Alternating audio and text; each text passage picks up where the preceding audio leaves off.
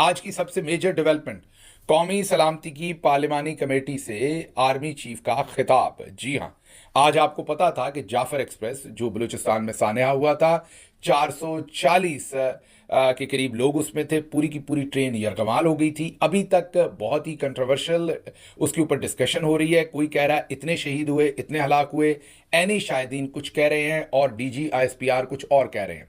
इसी तनाजर में आज ये कौमी सलामती की पार्लिमानी कमेटी का इजलास हुआ है और इसकी पूरी रुदाद आपके सामने रखेंगे। कौन कौन उसमें गायब रहा, हुकूमत की तरफ से कौन बैठा रहा, आर्मी चीफ कितनी देर बोले, अंदर क्या हुआ, बाहर क्या होता रहा, मीडिया में क्या होता रहा, आईएसपीआर क्या करते रहे और आईएसआई क्या करती रही।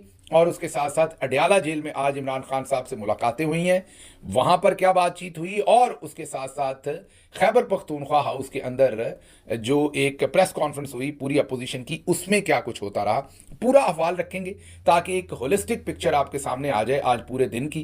क्योंकि बहुत ही ज्यादा इसको बढ़ाया चढ़ाया हुआ है, तो आपको समझ आ जाए कि आज ये सारी कार्रवाई क्या थी और क्या करने की कोशिश है, विचली गल की है, मीन अंदर की बात क्या है। तो सबसे पहले आपके सामने अहवाल रखते हैं पार्लिमानी कमेटी का और फिर एक एक करके इन तमाम चीज़ों को आपके सामने रखेंगे। तो आज पार्लिमानी कमेटी का जो इजलास हुआ उस पर आर्मी चीफ और दूसरे फौजी अफसरान और एहलकारों ने शिरकत की और उन्होंने, जाहिर है वजीर आजम भी वहाँ थे, भले झूठे ही हैं लेकिन हैं तो वजीर आजम, चीफ मिनिस्टर्स भी और पूरी कैबिनेट और पार्लिमान के बहुत सारे मेंबर्स, तो जाहिर है आर्मी चीफ ने ब्रीफ करना था। लेकिन क्योंकि इस टाइम ताकत का तवाज़न कुछ और है, तो हम सबसे पहले आपके सामने टिकर्स रख देते हैं जो आर्मी चीफ के दफ्तर, मतलब कि आईएसपीआर साहब की तरफ से जारी किए गए। हमसे थोड़ी देर पहले ये टिकर्स आए हैं, तो आपके सामने वो टिकर्स रखते हैं, उससे आपको पूरा माहौल समझ आ जाएगा। एलामिया भी जारी किया गया वैसे तो इस मीटिंग का, लेकिन पहले जरा आर्मी चीफ के ऑफिस के टिकर रखते हैं, आपको सब कुछ ही समझ आ जाएगा कि आज क्या हुआ। तो पहली जो लाइन है वो ये है कि मुल्क की सलामती,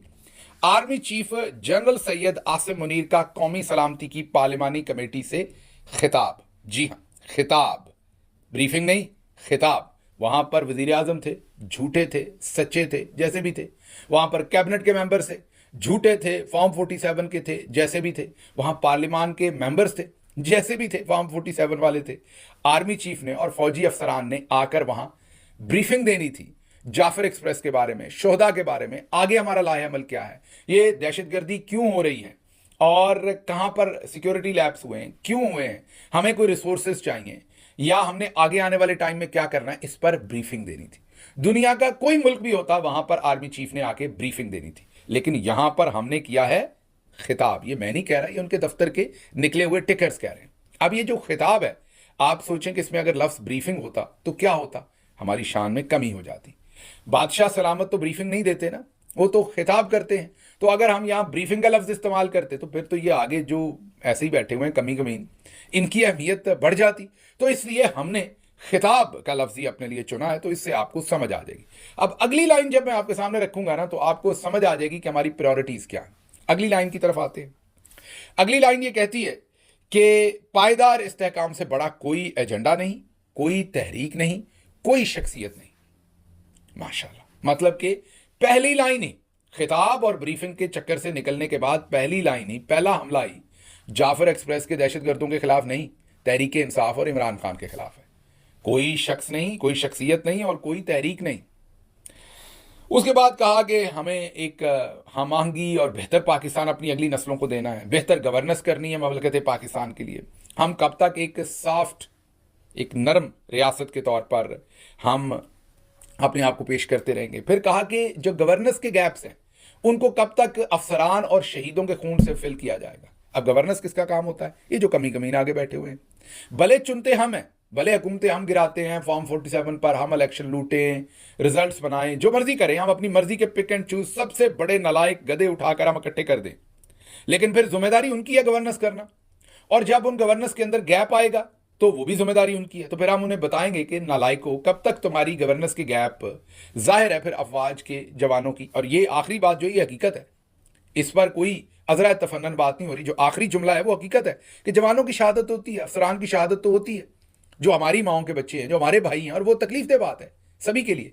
लेकिन वो जो पहला पार्ट है वो बड़ा इंटरेस्टिंग है कि कब तक ये गवर्नेंस के गैप। हजूर ये गवर्नेंस के नहीं, ये आपके गैप है, ये आप लेके आए हैं तोहफे सारे, आपके लाए हुए तोहफों के गैप से ये आप ही की ये आप खिताब फरमा रहे हैं सर, ब्रीफिंग नहीं दे रहे। अगर आप ब्रीफिंग देते तो फिर आप कह सकते थे कि ये गवर्नेंस के गैप है, सारी बज़मी आपकी है। अच्छा जी, आगे उन्होंने कहा है कि उल्मा को इन ख्वारिज के बारे में इनका सारा जो मामला है वो आवाम के सामने रखना चाहिए कि कितने बुरे लोग हैं, और मुल्की सलामती के बारे में इन सब का पर्दा चाक करना चाहिए। फिर ये कहा है कि मुल्क के तहफ़्फ़ुज़ के लिए सियासी मफादात से ऊपर आकर सोचना चाहिए, और दहशत गर्दों का जो बयानिया है उससे ऊपर हमें एक बयानिया बनाना चाहिए। हम सब अगर मुतहद हों तो कोई हमें कमज़ोर नहीं कर सकता, हमें अल्लाह पर भरोसा करना है और तमाम सहूलतकारों को नाकाम बना देंगे। जो अलामिया है, ये तो टिकर्स है, जो अलामिया जारी हुआ है उसमें भी यही बातें हैं कि सीसा पिलाई दीवार, शिकस्त दे देंगे, मुतज़लज़ल हमारा जो है वो ईमान है उसमें कोई हमारी शक शुबा नहीं है कि हमने मुल्क का दिफा करना। वही जो पूरी बातें होती हैं कि हम आहनी हाथों से निपटेंगे, वो सारी बातें। लेकिन उसमें एक बात ये भी की गई है कि ये जो सोशल मीडिया के दहशतगर्द हैं इनका भी पीछा किया जाएगा। जनाब इनका ज़रूर करें। वो जाफर एक्सप्रेस वाले जो है ना, वो अगर उनमें से कोई रह भी जाए तो खैर है, वो दहशतगर्द जो थे जिन्होंने हमारे भाइयों को शहीद किया, जिन्होंने जहां दिल करता है बसें रोक के लोगों को शहीद करते हैं, उनकी खैर है, मेरा ख्याल है। उनके पीछे बेशक बाद में चले जाए। ये जो सोशल मीडिया वाले दहशतगर्द है ना, इनका पीछा जरूर है हजूर, इससे बगैर काम नहीं चलना, क्योंकि सबसे बड़े ईवल यही है, ये बोलते हैं। तो उस अलामिया के अंदर भी लिखा हुआ है कि सोशल मीडिया के जो दहशतगर्द हैं इनका पीछा जरूर किया जाएगा। अब देखते हैं ये मामला किस तरफ को बढ़ता है। कहने की बात यह है कि ये अब जो एक दोबारा से, पहले आपने देखा था कोर कमांडर कॉन्फ्रेंसेस में से ये मामला थोड़ा सा निकला था सोशल मीडिया वाला, अब दोबारा से पकड़ पकड़ाई भी शुरू हो गई है सोशल मीडिया की, और दोबारा से कौमी सलामती की पार्लिमानी कमेटी के एलामिया में भी सोशल मीडिया के दहशतगर्द दोबारा आ गए। तो मतलब प्रायोरिटी रियासत की, जैसे वो खिताब और ब्रीफिंग के ऊपर खिताब आ गया ना, बिल्कुल इसी तरीके से अब दूसरे दहशतगर्दों के ऊपर भी मेरा ख्याल सोशल मीडिया वाले दहशतगर्द प्रायोरिटाइज जो हैं वो हो गए। तो ये तो थे टिकर्स। अब आपको बताते हैं कि 80 मिनट तक तकरीबन आर्मी चीफ ने ब्रीफ किया, जो ये मीटिंग हुई। इसके अंदर जो मेरी अंदर की तला है, सभी ने सरे तस्लीम खम किया और उन्होंने कहा कि हाथी के पाँव में सबका पाँव हजूर, जो आप कहते हैं वही ठीक है, आप फैसला फरमाएं। मतलब कोई कंट्रडिक्शन नहीं हुई, कोई सवाल नहीं हुए, कोई एतराज़ नहीं हुए, कोई पूछा नहीं गया कि यहाँ सिक्योरिटी लैब्स कहाँ हुआ, क्यों ये सब कुछ हुआ, हमें पहले क्यों नहीं पता लगा। मीन तमाम मामला जो है, और यह ऑपरेशन के बारे में हम इतना, हमारे लोग गायब क्यों रहे, वहाँ DG ISPR साहब से पूछ लिया जाता कि वो क्यों गायब रहे पहले 32 मिनट। कोई ऐसी बात नहीं हुई, सिर्फ अच्छे बच्चों की तरह खिताब सुना गया और पूछा गया कि जनाब अंगूठा कितने लाना है, बताएं हमने कहाँ पर इसको यस करना है। अच्छा, एक इंटरेस्टिंग बात और आपको बताएं कि अब आज जब ये इजलास हो रहा था तो इन कैमरा था, मीडिया को तो करीब नहीं फड़कने दिया गया। मीडिया तो वहां कहीं भी करीब ना तस्वीर ले सकता था, ना आने वालों का इंटरव्यू ले सकता था, ना जाने वालों का। मीडिया के लिए नो गो एरिया था। समझ भी आती है, चलें सलामती का मामला था, आप वैसे तो ऐसी कोई बात नहीं, मीडिया पे आनी चाहिए। कौन सी ऐसी कोई, हमको टैक्टिक थोड़ी बता रहे हैं कि अंदर हमने वॉर के टैक्टिक्स क्या है, लेकिन एक रिजॉल्व क्या है पूरी कौम का, वो तो सामने आना चाहिए था। लेकिन इंटरेस्टिंग बात यह है कि जब मीटिंग चल रही थी तो लम्हा बलम्हा टिकर्स चल रहे थे मीडिया पे, है ना इंटरेस्टिंग बात। मीडिया के लिए नो गो एरिया है, सहाफी उधर करीब हो नहीं सकते, लेकिन वहां पर टिकर्स चल रहे थे। वो टिकर्स कौन चलवा रहा था, दैट इज इंपॉर्टेंट। ये बहुत ही इंपॉर्टेंट बात है कि वो जो टिकर्स अंदर से बैठ के चलवा रहा था वो कौन चलवा रहा था। ये आपके और मेरे सोचने की बात है कि वो टिकर्स कौन फीड कर रहा था। फलां वजीर ने ये कहा, फलां ने ये कहा, जिसने नहीं भी कहा था वो भी चल रहे थे।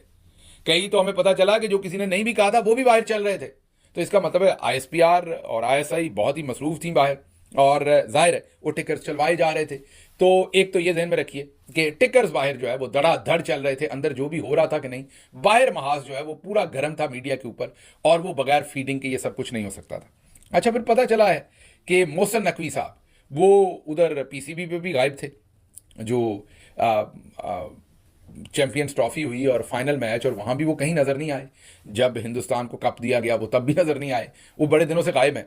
और कुछ लोग कहते हैं कि उनको बहुत कोई सीरियस किस्म का प्रॉब्लम है इस टाइम चल रहा है। क्या प्रॉब्लम है, कुछ सेहत का है, ये क्या है, डिफरेंट किस्म की चैमगोइयाँ हैं, उस पर मैं नहीं जाना चाहता वो, क्योंकि वो उनकी पर्सनल साइड है। लेकिन कुछ कह रहे हैं उनको हटाया जा रहा है इसलिए वो नाला है।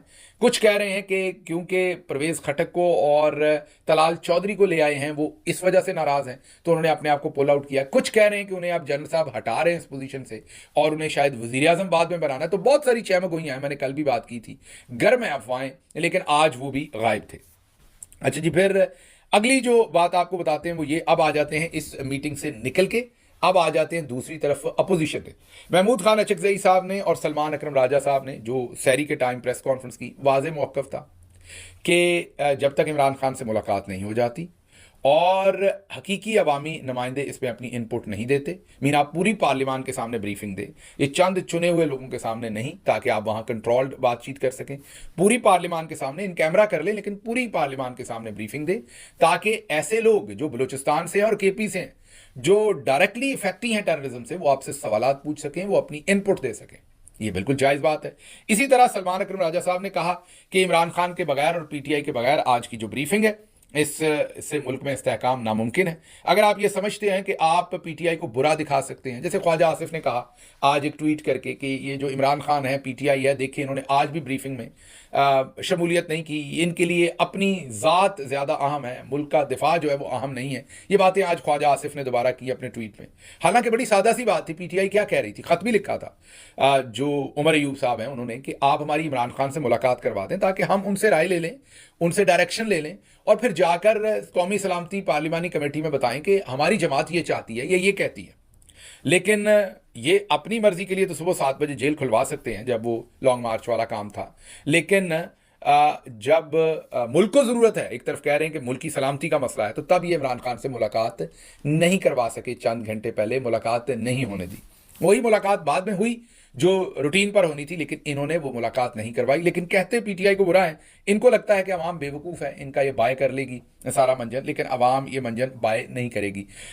आगे अलीमा खानम साहबा की और फैसल चौधरी और गौहर खान और दूसरे अकाबरीन की इमरान खान से मुलाकात हुई। अलीमा खानम साहबा ने बाहर आकर ये बताया कि एक तो इमरान खान साहब ने तौसीक की है, इंडोर्स किया है जो महमूद खान अचकजई पूरी अपोजिशन का और पाकिस्तान तहरीक इंसाफ का फैसला है कि इस पार्लिमानी कमेटी में जाने का कोई फ़ायदा नहीं है, और जब तक एक ट्रांसपेरेंट तरीके से ये सारे मामला हल नहीं किए जाते, इसमें जाके बैठने से, सवाए इसके कि हम इसे इंडोर्स करके फिर एक बड़ा ऑपरेशन शुरू करवा दें, कत्लो गारत शुरू हो जाए, इसका कोई फ़ायदा नहीं। इमरान खान ने वाजे कहा कि बंदूक से मामला हल नहीं होने, इसका सियासी हल निकालना पड़ना, और मैं बहुत देर से कह रहा हूँ। फिर उन्होंने ये भी बताया कि पिछले 5 दिन से मेरे अखबार और टेलीविज़न बंद हैं। अब आप ज़रा गौर कीजिए, जब से जाफ़र एक्सप्रेस का वाक़या हुआ है, इमरान खान के अखबार और टेलीविज़न पर फिर पाबंदी लगा दी है, ताकि ना वो पढ़ें, ना उन्हें पता चले बाहर क्या हो रहा है ना कमाल जनरल साहब का। तो उन्होंने कहा कि मेरे से सारी चीज़ें बंद की हुई, तो मुझे तो पता नहीं। जब उनकी बहन ने उनको बताया जाफ़र एक्सप्रेस का वाक़या, तो उन्होंने उसकी भरपूर मजम्मत की और साथ साथ ये कहा कि दहशतगर्दी के लिए हमें सीरियसली एफर्ट्स करनी पड़ेंगी, इस नासूर को ख़त्म करने के लिए इसका सियासी हल ही है, और वो तभी है जब हकीकी नुमाइंदा हुकूमत, ये फॉर्म 47 वाली नहीं, बलूचिस्तान के जो असल नुमाइंदे हैं उनको ला के बिठाया जाएगा, तो वो इस मामले को हल करेंगे। तो खैर वहाँ पर यह भी पता चल गया कि टीवी अखबार सब इस तनाज़र में बंद किया हुआ है। फिर उन्होंने कहा कि जनरल याया जब जुल्म करना चाहता था तो इसने शेख मुजीब की बीवी को जेल में नहीं डाला, सिर्फ उस पर जुल्म किया। जनरल ज़िया ने भुट्टो को जेल में डाला, उनकी बीवी को नहीं, सिर्फ भुट्टो पर जुल्म किया। मुशर्रफ ने नवाज शरीफ को जेल में डाला, उनकी बीवी को नहीं, लेकिन बुशरा बीबी को जेल में डालकर मुझे कमज़ोर करने की कोशिश की जा रही है। सारी उम्र भी जेल में रहना पड़ा तो इस जबर और फस्तायत के सामने कभी नहीं झुकूंगा। ये मुझे जितनी देर भी जेल में रखना चाहते हैं मैं रहने को तैयार हूं, लेकिन मैं पाकिस्तान की सलामती के लिए डटकर खड़ा हूं, अवाम की इज्जत और तकरीम की वजह से डटकर खड़ा हूं। ये जो मर्जी कर लें, मैं इनके साथ किसी किस्म का कोई एनआरओ नहीं करूंगा। वाज़े पैगाम वो army chief general Asim Munir को वहां से दे रहे हैं। पिछले 6 माह में इमरान खान की बच्चों से 4 बार बात करवाई गई है।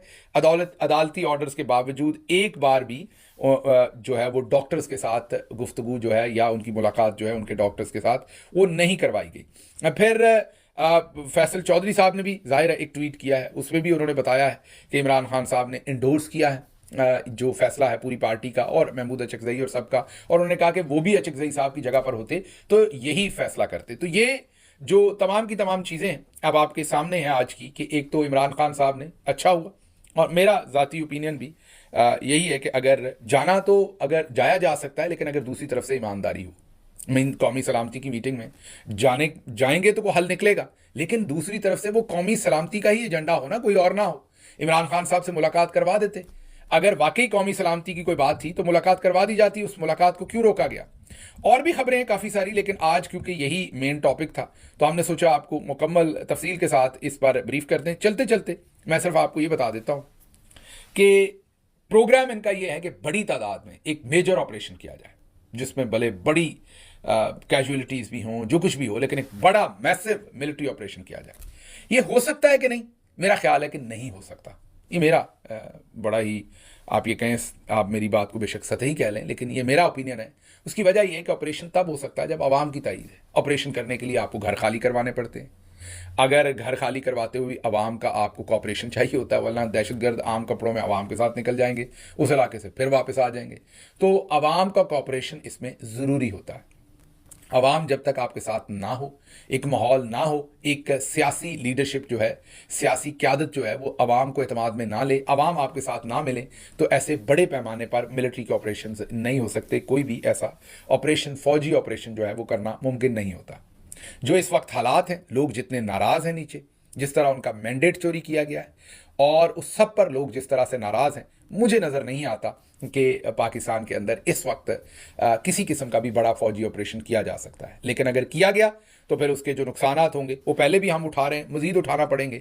इस वक्त तक तो अपना इक़्तिदार बचाने के लिए मुझे लगता है यही सोचा जा रहा है कि भले जो भी हो जाए, हमने हर सूरत अपने इक़्तिदार को बचाना है।